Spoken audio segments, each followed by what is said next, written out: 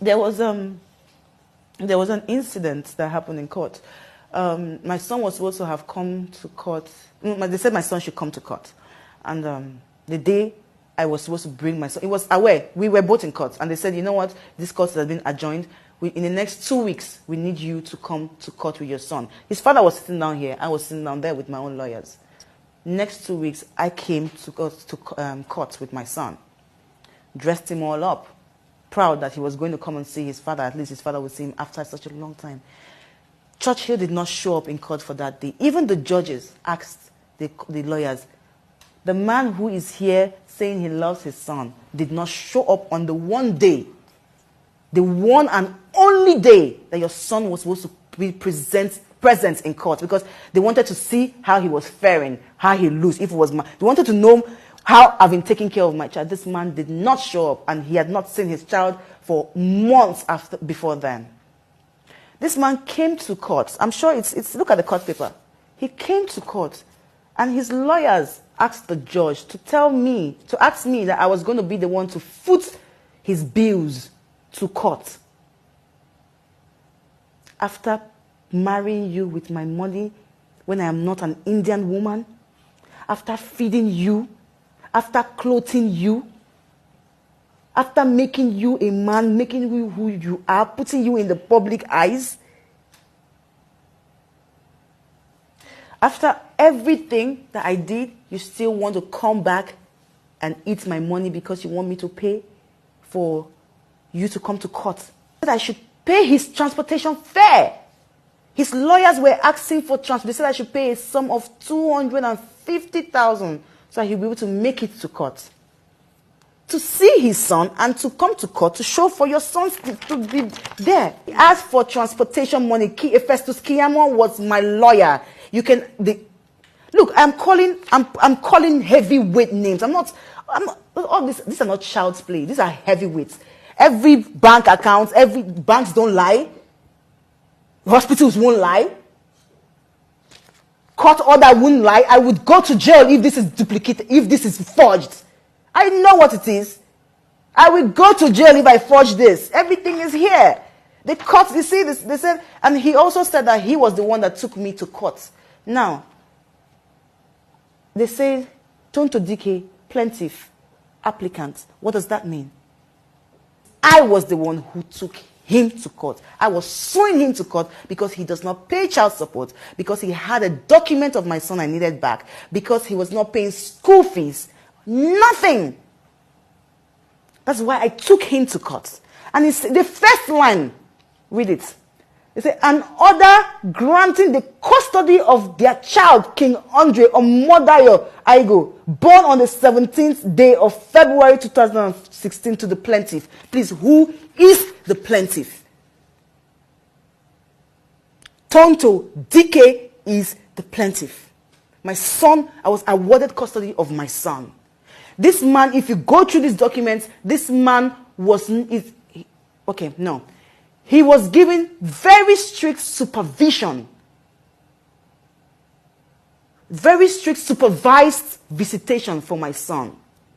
The only time this man can see or be close to my child is when and if I put someone on ground that I can trust. So if there is nobody that I can trust, this man would not go close to my child. Because as the matter is, I cannot trust my nannies, because my nannies do not know what is going on. My nannies will not be able to look at what to look at or look for. Because it can just be a thread this man will pull and put on my son's hair. It might even be a finger to put in my son's mouth. It might be anything just to jeopardize my happiness with my son. He would do it.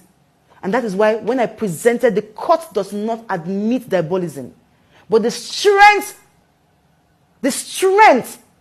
of the accusation I brought as diabolic, of his diabolic this thing, was so strong that the court had to put that order. Before you see your son, your wife must give you somebody. In fact, your son must be brought to you by somebody that she can only trust. I've never found that person. Now, talking about that, this man said that he does things for my son. Between when I was his wife to when I left him. These are the only things Olakunle Churchill ever bought for his son. This is a nightgown. It's a pyjama shorts. It's a similar one. This is it. This is the top. 2 trousers, 1 top. This pendant. Look at it. And this. These are the only thing a 37-year-old man have bought for his child from birth to date. And Olakunle Churchill, I'm putting it to you. If you have any other receipts of anything that you say that you've bought for your son, bring it out. And you better be sure that those things are with me. You better be sure that those things are with your son. Because he lied that he bought my son a car when I left him. Just to show people that, oh, I get money. You said you bought your son a car. What was that car again? I think it was, I can't remember, but it was GLC, something like, GMC. Yes, the GMC. You say you bought your son a GMC. There's no GMC anywhere. You use your fraud money to buy cars so you can ship your money into Nigeria, sell the car, and you got your money. You say you bought my son a car? Well, I live with my son. I see my son every day of his life. To the pin in his hair, to, he's not a girl, so he doesn't have a pin on his hair. But whatever. From his head to his toe, I am responsible for my son. I cater for that boy. And I don't disturb you for money because, you see, the truth is that some people have asked me, oh, why don't you take him back to court because he's not paying child support? The truth is, I want to be selfish. With my son, I'm very selfish. If this man starts to pay child support on a regular basis, he would have access to my child. So for him to not pay gives me the leverage to change my son's name to what I want. Because I am now the father and the mother to my son. And it's okay, like I told you, I've been broke before. I still get broke till today. Okay, so it's okay that you're broke and you cannot afford for your son. But then, can't you call your son? My son's birthday, he went and he wrote some emotional crap. Bullshit. I was sitting down, my best friend was with me throughout my party for my son.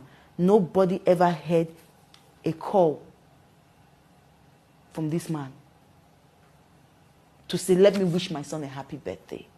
But you go on social media to chase the clouds, telling them that God is going to bring you and your son together. Who took your son away in the first place from you? Which woman born a woman on earth has the guts to keep away a child, a son for that matter, from a man who pays bills? Who born you well as a woman? My son's name is Dike for now. He's not going to be Dike forever. I will get married, my son's name will change. If I'm changing my name tomorrow, it will change. It would never answer his father's name as long as I live on this earth and as long as you're not doing your duties, which is making my job very easy. Like I said, these are the only things he bought for his child. 1, 2, 3, set of nightgown. This is the pendant that this man said is 10,000 euro. Look at it. 10,000 euro for this. He said it in his last interview 3 days ago. He said he bought a one-of-a-kind necklace. Well, the truth is,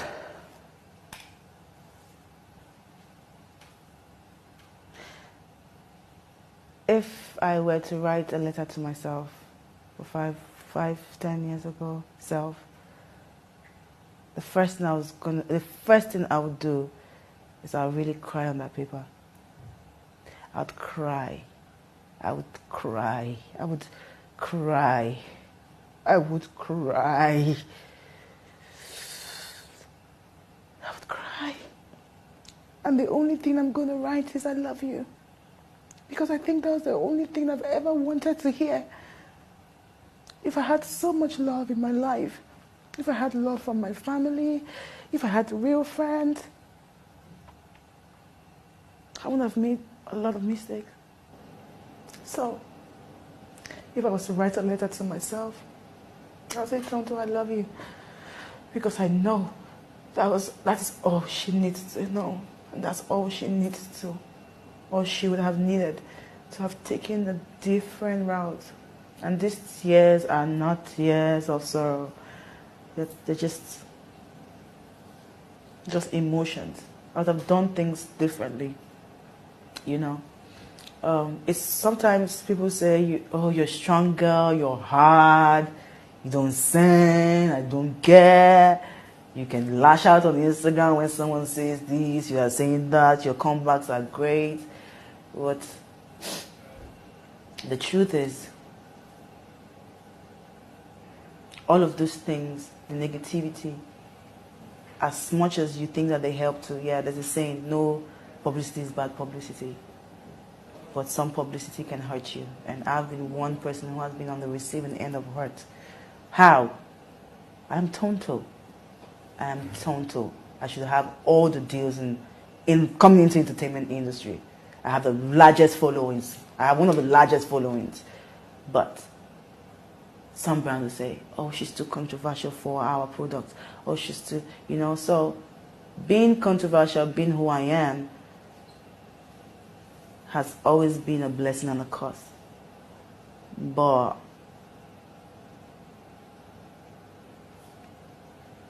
I've pushed on. Always have. Always have.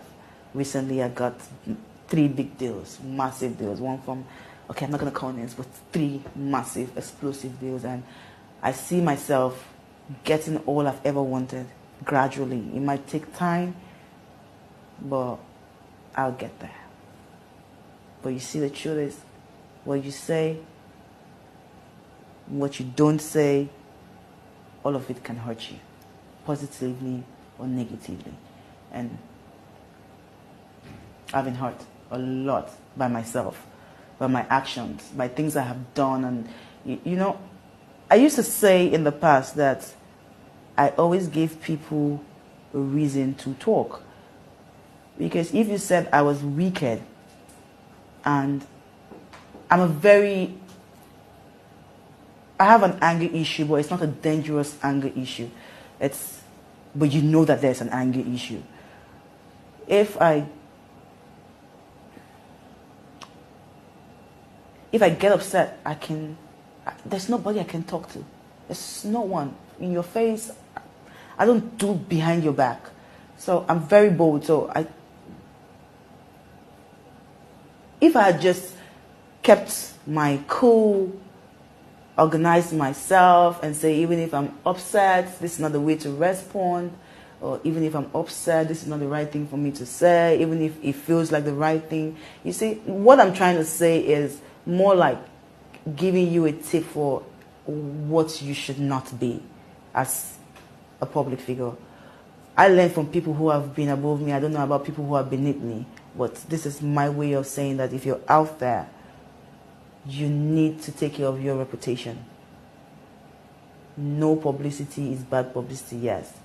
But some publicity can keep you stagnant for the rest of your life.